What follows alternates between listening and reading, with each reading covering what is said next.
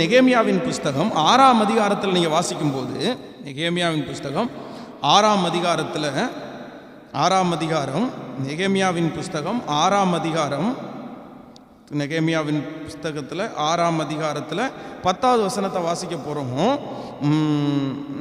மெகத்தாபேலின் குமாரனாகிய தொலாயாவின் மகன் செமாயா தன் வீட்டிலே அடைக்கப்பட்டிருக்கும் போது நான் அவனிடத்திற்கு போனேன். அப்பொழுது அவன், நாம் இருவருமாய் தேவனுடைய வீடாகிய ஆலயத்திற்குள் போய் தேவாலயத்தின் கதவுகளை பூட்டுவோம், வாரும், உம்மை கொன்று போட வருவார்கள், இரவிலே உம்மை கொன்று போட வருவார்கள் என்றான். அதற்கு நான், என்னை போல் ஒரு மனிதன் ஓடி போவானோ? என்னை போன்ற ஒரு மனிதன் உயிர் பிழைக்கும்படி தேவாலயத்திற்குள் போய் பதுங்குவானோ? நான் போவதில்லை என்றேன்.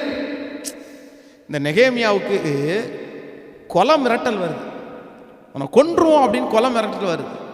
இந்த கொலை மிரட்டல் வரும்போது இந்த வார்த்தையை சொல்றவன் எதிரி கிடையாது, உள்ளுக்குள்ளே இருக்கிறவன். நெகேமியாவுடைய ஜீவனை காப்பாற்ற நினைக்கிறவன் தான் வந்து சொல்றான், ஐயா உங்களை கொல்லுவோன்னு சொல்றாங்க, ஒன்று பண்ணுவோம், நம்ம 2 பேரும் சேர்ந்து ஆலயத்துக்குள்ளே போய் உள்ளே உட்காந்து ஆலயத்தினுடைய கதவுகளை பூட்டிடுவோம், அப்போ அவங்க வரமாட்டாங்க, நம்ம தப்பிச்சிடலாம் அப்படின்னு சொல்லும்போது நெகேமியா சொல்கிறான், என்னை போலொத்த ஒரு மனிதன் ஓடி போவானோ? அவன் போய் தன் உயிரை காப்பாற்றி கொள்ள ஆலயத்தினுடைய வாசலின் கதவை பூட்டுவானோ? நான் பயப்பட மாட்டேன்ப்பா, நான் பயப்பட மாட்டேன். ஆண்டவருடைய அனுமதி இல்லாமல் ஒருவரும் என்னை ஒன்றும் செய்ய முடியாது, ஒன்றும் செய்ய முடியாது. பயப்படலை, அந்த வார்த்தையை கேட்டு பயப்படலை. இதே மாதிரி தான் சில நேரங்களில் நம்ம கூட இருக்கிறவங்களே பயப்படுத்துவாங்க. பயப்படுத்துறதுக்கு வெளியே இருக்கிற ஆட்களெல்லாம் வர வேண்டிய அவசியம் இல்லை, நம்ம கூட இருக்கிறவங்களே போதும். ஐயோ டே அப்படிடா, இப்படிரா, அதுரா, இதுரா. இல்லை, இன்றைக்கு கூட இந்த உலகத்தில் என்னென்னமோ வார்த்தைகள் பேசி கொண்டிருக்கிறது உண்மைதான். அப்படியாயிரும், இப்படியாயிரும். நான் நம்புறேன், நான் விசுவாசிக்கிறேன், ஒரு தேவனுடைய பிள்ளைக்கு அப்படிப்பட்ட ஒரு பலவீனமான ஒரு சூழ்நிலை அனுமதிச்சா கூட நீங்க உள்ள போவீங்க, ஆனா ஜீவனோட திரும்பி வருவீங்க. அந்த மாதிரி சாட்சிகளை இப்போ கேட்டுறோம். நீங்க வாட்ஸ்அப்பில் பார்த்தீங்க அப்படின்னா, இந்த வியாதியினால தாக்கப்பட்டு ஆண்டவர் காட்சி அளித்து விடுதலை கிடைச்ச எத்தனையோ பேரை நம்ம சாட்சியில் வாசிக்கிறோம். அதனால நம்பர் 2, இரண்டாவது, ஒரு தேவனுடைய பிள்ளை மனிதர்களுடைய வார்த்தைக்கு நீங்க என்ன பண்ணிடக்கூடாதுன்னா பயப்பற்றக்கூடாது, பயப்பற்றக்கூடாது. அது மட்டுமல்ல, நீங்கள் இன்னொரு வசனத்தை கூட நீங்கள் வாசிக்க முடியும். ஸ்தோத்திரம். 1 ராஜாக்களின் புஸ்தகத்தில் நீங்கள் வாசிக்கும் போது 19ஆம் அதிகாரத்தை நாம் எடுப்போமேயானால், 1 ராஜாக்கள் 19ஆம் அதிகாரம் 2வது வசனம், அப்பொழுது யேசபேல் எலியாவினிடத்திற்கு ஆள் அனுப்பி, அவர்களில் ஒவ்வொருவருடைய பிராணனுக்கு செய்யப்பட்டது போல நான் இந்நேரத்தில் உம்முடைய பிராணனுக்கு செய்யாதே போனால் தேவர்கள் அதற்கு சரியாகவும் அதற்கு அதிகமாகவும் எனக்கு செய்ய கடவார்கள் என்று சொல்ல சொன்னாள். அவனுக்கு அது தெரிந்த போது எழுந்து பிராணனை காக்க யூதாவை சேர்ந்த பேர்சபாவுக்கு புறப்பட்டு போனான். யாரு? எலியா தீர்க்கதரிசி. யேசபேல் என்கிற ஒரு பிசாசனுடைய மகள், அப்படிதான் சொல்ல முடியும்.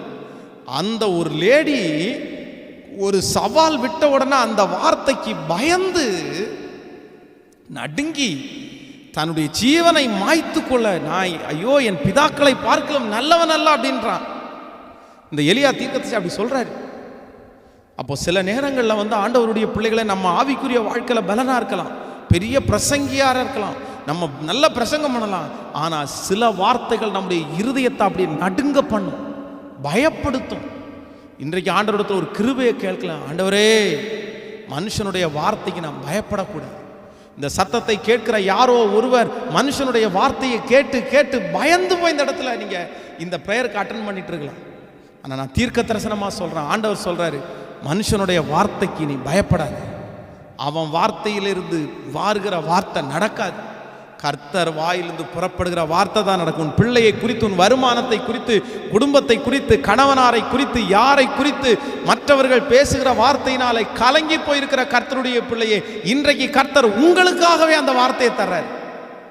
உங்களுக்காகவே அந்த வார்த்தை வருது. டோன்ட் வரி, கவலைப்படக்கூடாது. மனுஷனுடைய வார்த்தைக்கு நீ பயப்படக்கூடாது.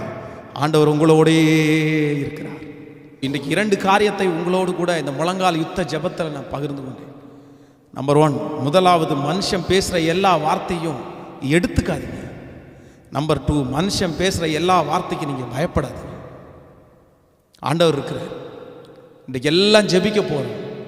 அதற்கு மேலாக மனுஷன் முடியாது, அவ்வளோதான் அப்படின்னு சொல்லும்போது கர்த்தருடைய வார்த்தை, நான் கூட இருக்கிறேன், உன்னை நான் திரும்ப கொண்டு வருவேன், நான் உனக்கு சொன்னதை செய்யும் அளவு உன்னை கைவிட மாட்டேன். எத்தனையோ வார்த்தை ஆண்டவர் உங்களுக்கு சொல்லியிருக்கார்ல. இத்தனை வருஷமும் ஆண்டவர் உங்களுக்கு எத்தனை வாக்குத்தத்தத்தை கொடுத்துருக்கிறார். நீங்கள் சோர்ந்து போகும்போது வாக்குத்தத்தம் கொடுத்துருக்கிறாரு. ஆஃப்டர் ஆல் ஒரு மனுஷனுக்கு நீங்கள் பயப்படுறீங்களே, அவன் வார்த்தைக்கு பயப்படுறீங்களே, கர்த்தர் உங்களுக்கு எத்தனை வார்த்தையை கொடுத்துருக்கிறார். அந்த வார்த்தையை சொல்லி சொல்லி ஸ்தோத்திரம் பண்ணுங்க.